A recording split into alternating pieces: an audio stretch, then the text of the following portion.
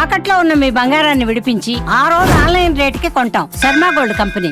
కానీ మీరు ఒక మాట అన్నారు, అమ్మ నేదురుమల్లి వాళ్ళ కూతురు అంటే ఆడపడుచు, మేనమామ chief minister of Andhra Pradesh, combined స్టేట్కి సొంత మేనమామ. ఒక ముఖ్యమంత్రి మేనల్లుడు సినిమాల్లోకి వస్తున్నాము అంటే ఆయన ఒక మాట చెప్తే చాలు, ఒక ఎన్టీఆర్ గారికో, ఒక ఏఎన్ఆర్ గారికో, ఒక కృష్ణ గారికో, మా చెల్లెల కొడుకు సొంత, మా ఊరికి రెడ్ కార్పెట్ వేసి మంచి అవకాశాలు ఇప్పించే బాధ్యత మీదని చెప్పే అంత చనువు ఉంది. కానీ మీరు అది అడ్వాంటేజ్గా తీసుకోవచ్చు కూడా. కానీ ఎందుకు మీరు వద్దనుకున్నారు? ఆ కష్టాలు, ఆ ఫోటోలు ఇచ్చి తిట్టించుకోవటం. ఆయనకి ఇష్టం నేనంటే. అంటే నేను యాక్టర్ అయ్యాక చాలా హ్యాపీగా ఫీల్ అయ్యాడు.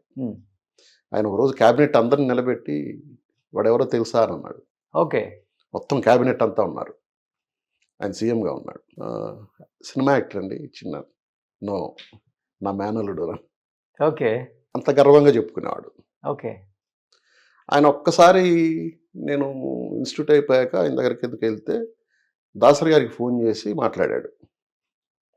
మాదిరా నా మేనల్లుడు కొంచెం చూడనారాయణలో అని.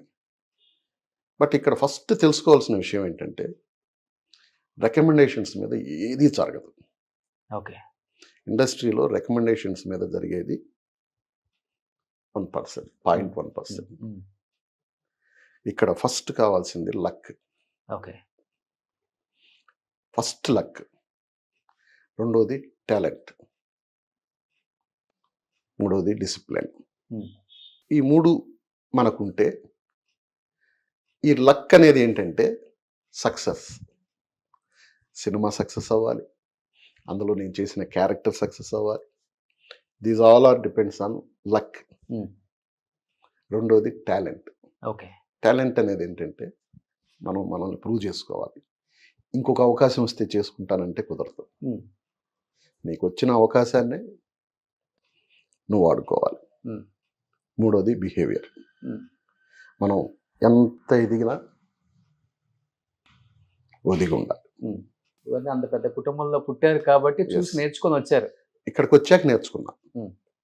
ఎందుకంటే ఇది ఒక మహాసముద్రం. ఇది దీంట్లో రకరకాల మనుషులు, రకరకాల ప్రవర్తనలు ఇవన్నీ ఉంటాయి. దీంట్లో ఈదడం అనేది ఇట్స్ నాట్ ఈజీ థింగ్. అలా ఈదుతూ ఉన్నాం ఇంకా. ఓకే. ఇండస్ట్రీలో ఎలా ఉండేది గౌరవం? అదే ముఖ్యమంత్రి గారి మేనల్లుడు చిన్న అనేది గట్టిగా పాకిందా ఆ టైంకి? నేను ఎవరికి చెప్పేవాడిని కాదు అసలుకి. నేను రెడ్డి అని కూడా ఎవరికి తెలియదు. నేను ఎవరికి చెప్పేవాడిని కాదు. ఆఫ్టర్ నా పిల్లలు రెడ్డి అని పెట్టుకున్నారు. దాని తర్వాత మెల్లమెల్లగా ఈ మన సోషల్ మీడియాలోనే అవుట్ అయింది. కానీ నేను అసలు, ఎందుకంటే మా చిన్నప్పుడే మా ఫాదరు కమ్యూనల్ ఫీలింగ్ ఉండకూడదని మా రిజిస్టర్స్లో రెడ్డి అని తీసేసాడు. ఓకే. జితేంద్ర అనే ఉంటుంది నాది. అఫిషియల్ నేమ్స్ అన్ని జితేంద్ర అనే ఉంటుంది. Bank accounts, pan cards. Reddy అని చిన్నప్పుడే తీసేసాడు నాన్నగారు. ఓకే. ఈ చిన్న అనే పేరు నాకు యాదృచ్ఛికంగా ఇప్పుడు శివాలో వచ్చింది. కానీ మీరు వచ్చిన టైంలో క్యాస్ట్ ఫీలింగ్ ఎక్కువ ఉండేదంట ఇండస్ట్రీలో. మిమ్మల్ని అడగలేదా ఎవరు మీరు ఏ కులం అని? నిజంగా చెప్పండి. అడగల ఎవరు అంత. అంటే నేను ఎక్కువ రోజులు కష్టపడలేదన్నమాట. ఓకే. అదొకటి. అంటే ఆ ఉన్నన్ని రోజుల్లోనే ఉడదుడుకులు చూసేసా. అంటే 87లో వెళ్ళాను నేను. 87 జూలై. 87 జూలై వెళ్ళాక ఇటాటి ఇన్సిడెంట్లు ఒక 2-3 జరిగాయి. 2-3 జరిగాక ఇది మనకి కుదరదు, ఇక్కడ మనం నెగ్గుకు రాలేం అని నాకు నేను మెంటల్గా డిసైడ్ అయ్యాను. డిసైడ్ అయ్యి మనం పెద్దవాళ్ళు సంపాదించిన డబ్బును పాడు చేస్తున్నామేమో తీసుకొచ్చి. ఓకే. అంతే కదా. అక్కడి నుంచి ఇక్కడికి రావాలి, రూమ్ రెంట్ కట్టాలి. అప్పట్లో 150 రూపాయలు నేను కట్టిన రూమ్ రెంట్. అది కూడా ఆ రోజు ఎక్కువే. అవును. 350 రూపీస్ మెస్సకి కట్టేవాళ్ళం. ఇవన్నీ సాధించకపోతే ఏంటి? నేను ఒకవేళ అచీవ్ కాలేదు ఏంటి? ఎవ్రీ మంత్ 500, 1000 రూపాయలు వేస్ట్ చేస్తూ వస్తున్నట్టే కదా. కారు ఉండేది అప్పుడులోనే మీకు? కారు కొనగలిగినా నేను సక్సెస్ అయ్యాకే కొన్నా. సక్సెస్ అయిన వెంటనే కొన్నా. ఓకే. పైగా నేను ఎప్పుడు ఆటో కూడా ఎక్కేవాడిని కాదు, నడిచి తిరిగేవాడిని, బస్సులో తిరిగేవాడిని. ఒక స్టేజ్లో ఇంటికి వెళ్ళిపోయా. ఇది వద్దు మనకి అని వెళ్తే మా ఫాదర్ బాగా ఎంకరేజ్ చేశాడు. నువ్వు వెళ్ళు. ఆయన ఒక మాట అన్నాడు, గొప్ప మాట. హీఈస్ ఎ రిటైర్డ్ గవర్నమెంట్ ఎంప్లాయ్, ఎడ్యుకేషన్ ఆఫీసర్గా రిటైర్ అయ్యాడు. ఓకే. నువ్వు అంతగా ఇబ్బంది పడే పొజిషన్ వస్తే నా పెన్షన్ నీకు ఇస్తాను. ఇప్పుడు జీతం వస్తుంది, ఓకే, నాకు రాకపోయినా నా పెన్షన్ నీకు ఇస్తా, నువ్వు ప్రయత్నం చేయి అని అనుకునే టైంలో సరే. నా కష్టం ఎలా ఉండేదంటే ఉదయం లేచి ఒక 5:36 లోపల రెడీ అయిపోయి, ఎందుకంటే 7 o'clock కాల్ షీట్స్ ఉండేవి అప్పుడు అన్నీ. అవును. డైరెక్టర్స్ 6:30కి ఇంట్లో నుంచి వెళ్ళిపోయేవాళ్ళు. ఈ లోపల వెళ్ళి మనం కలవాలి. వెళ్ళి ఈ అడ్రస్ల బుక్ పెట్టుకొని ఫలానా ఏరియాలో ఫలానా స్ట్రీట్లో ఏ డైరెక్టర్స్ ఉన్నారు, అప్పుడు ఫామ్లో ఉండి వర్క్ చేస్తున్నాం. అలా నేను కలిసిన వాళ్ళలో ఎక్కువ కలిసింది కోట రామకృష్ణ గారు. ఓకే. ఎందుకంటే అప్పట్లో ఆయన కొత్త వాళ్ళని ఎక్కువ ఎంకరేజ్ చేస్తాడనే పేరు ఉండేది. ఓకే. అలా ఉదయాన్నే నడిచి వెళ్ళిపోయి డైరెక్టర్స్ దగ్గర ఈయన్ని కలిసేసాను. గబగబా ఇంకొక డైరెక్టర్ ఇంటికి, అలా ఒక 2-3 ఆప్షన్స్ ఒక్కొక్క రోజు. ఇంకొక ఏరియా, ఓకే, అక్కడ ఎవరెవరు ఉన్నారు అంటే దగ్గరలోనే ఉండే వీళ్ళు. ఈ హీరోస్ని కలవరు, ఫామ్ లో ఉన్న హీరోస్. అది అవసరం లేదు అసలు. డిసైడింగ్ మ్యాటర్ డైరెక్టర్ ప్రొడ్యూసరే ఉంటుంది. ఓకే. పైగా కొత్త వాళ్ళని హీరో అసలు చూడడానికి వెళ్ళేదానికి కూడా అప్పుడు స్టూడియోలో కూడా ఎంట్రీ ఉండేది కాదు. అయిపోయాక ఒక 9 o'clockకి అంతా అయిపోయి ఫ్రీ అయ్యాక అక్కడెక్కడో దగ్గరలో ఉన్న హోటల్లో కొంచెం టిఫిన్ చేసేసి మెల్లగా ఇంటికి నడుచుకుంటూ వెళ్ళి రూమ్కి. అప్పుడు మా బట్టలు మేమే ఉతుక్కొని మా రూమ్ మేమే ఊడ్చుకొని, ఓకే, ఇది కష్టం అంటే ఏంటో తెలియాలని చేసుకున్నాం. కానీ ఇంటికాడ ఎప్పుడు చేయలే ఇవన్నీ. ఇప్పుడు చేయలే, ఇప్పటికీ చేయలే. నాకు పని చేయడం అంటే ఇష్టం. ఇంట్లో నాకు ఇల్లంతా నీట్గా ఉండాలి. అలా డైరెక్టర్స్ని కలవడం, మరీ నడవలేకపోతే బస్సు ఎక్కేవాళ్ళం. బస్సు ఎక్కి మా రూమ్ దగ్గర దిగితే 50 పైస్ బస్సు, ముందు స్టాప్లో దిగితే 40 పైస్. ఆ 10 పైస్ కోసం అక్కడ దిగి ఇక్కడికి నడిచి వచ్చేవాడు. డబ్బులు లేక కాదు, బట్ విలువ తెలియాలి అని. ఆ తర్వాత నేను నడిచి తిరిగాను, బస్సులో తిరిగాను, ఆటోలో ఎప్పుడు తిరగల. కారు కొన్నాను ఇమీడియట్గా. మధురానగర్లో సినిమా అప్పుడే కారు కొన్నాను.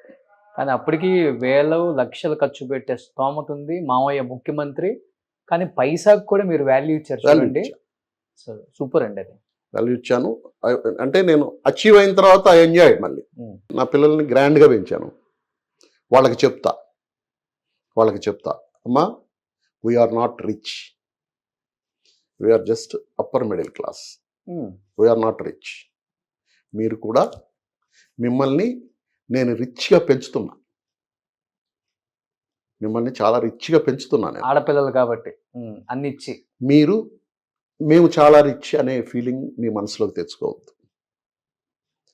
మీకు ఏం కావాలో తినండి, మీకు ఏ బట్టలు కావాలో అడగండి, బట్ గొంతెమ్మ కోరికలు ఉంటాయి చూడు. వాళ్ళు బెంజ్ కార్లో వచ్చారు, వీళ్ళు డైమండ్ నెక్లెస్ వేసుకున్నారు, అలాంటి వద్దు. మనం బాగుండాలంటే కూడు గుడ్డ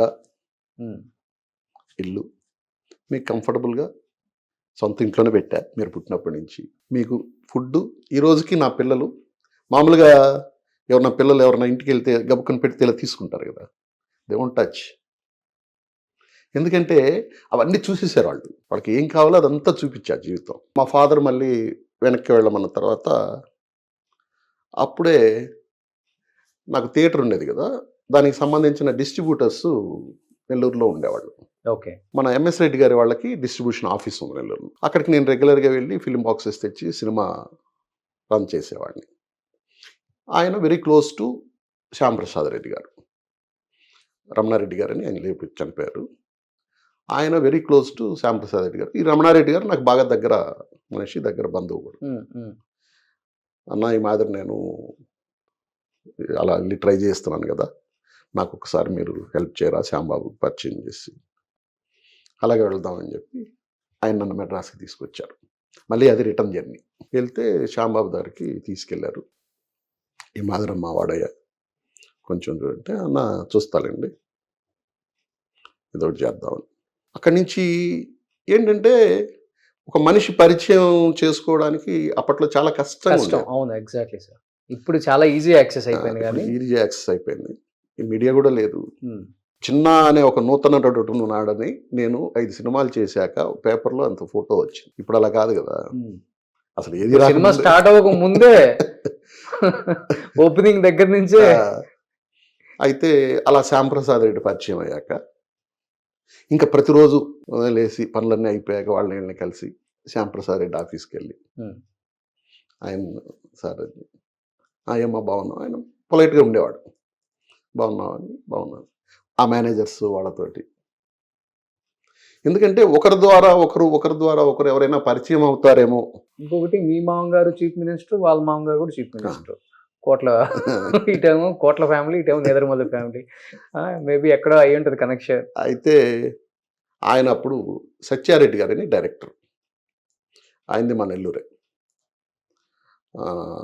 సత్యారెడ్డి గారికి ఫోన్ చేసి సత్య ఏదన్నా ఉంటే మన అడిగి చూడని అంటే ఆయన దగ్గరికి వెళ్ళా. ఉమ్, అలా పరిచయం అయిన వాళ్ళని అందరినీ వదిలేవాడిని కాదు. ఈయన ప్రతిరోజు వెళ్ళి ఒక గంట అక్కడ కూర్చొని ఎవరో మేనేజర్లు పరిచయం అవుతారు. ఎందుకనంటే ఇప్పుడు ఎక్కడన్నా బయట షూటింగ్ జరుగుతుంది, అక్కడికి వెళ్తే ఆ మేనేజర్ కనిపించాడు, ఏం బాబు బాగున్నావా అని అన్నాడు అనుకోండి, అసలు ముందు ఆ ఎంట్రీ దొరుకుతుంది అక్కడికి. సుమన్ టీవీలో మీ పర్సనల్ అండ్ బిజినెస్ ప్రమోషన్స్ కోసం కింది నెంబర్కి కాంటాక్ట్ చేయండి.